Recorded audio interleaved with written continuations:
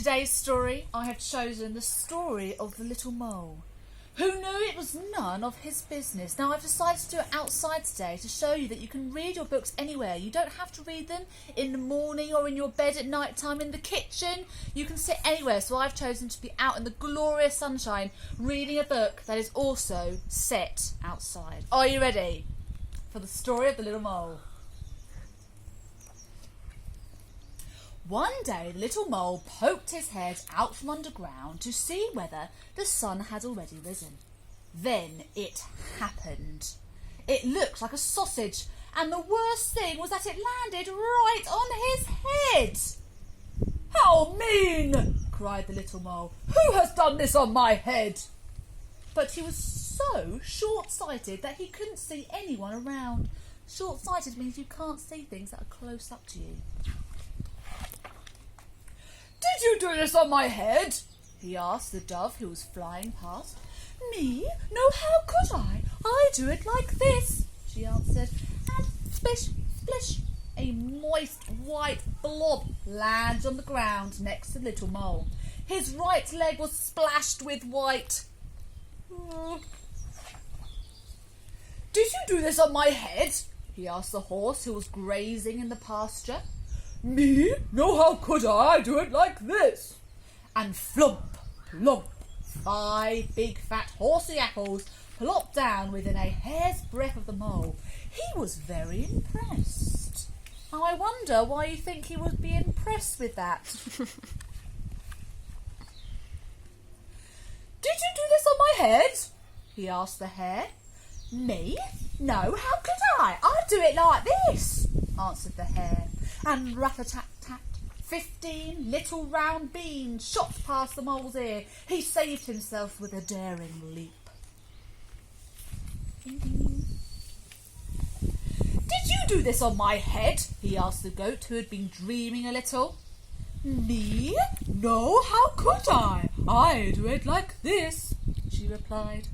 And plippity-plop, a pile of toffee-coloured little balls tumbled on the grass. The little mole found them almost appealing. If you find something appealing, it means you might eat it. I hope he doesn't eat the poo. "Did you do this on my head?" he asked the cow who was chewing the cud. "Me? No, how could I? I do it like this." And kabosh! A big brownish green pancake flopped onto the grass right next to the mole. He was very relieved that it hadn't been the cow who had done something on his head. Oh dear. "Did you do this on my head?" he asked the pig. "Me? No, how could I? I do it like this," replied the pig. And plop, splat, a little soft brown pile fell onto the grass. The mole held his nose. Oh, hold on.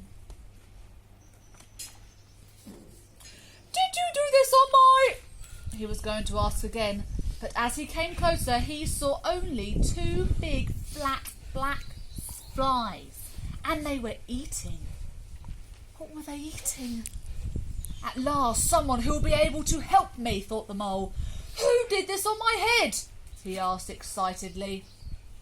"Keep nice and still," buzzed the flies.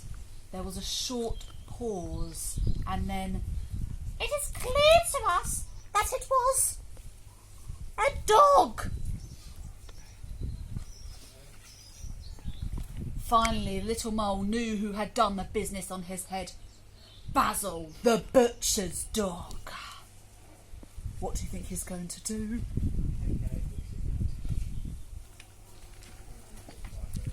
Quick as a flash, he climbed onto Basil's kennel, and pling! A tiny black sausage landed right on top of the dog's head. Satisfied at last, the little mole disappeared happily into his hole underground. I don't think it would have made much to his head, would it? Don't think he cares at all. Thank you for reading today with me the story of the little mole. What a great book. Have a lovely evening, and I'll see you next time for Story Time with Miss Nunn.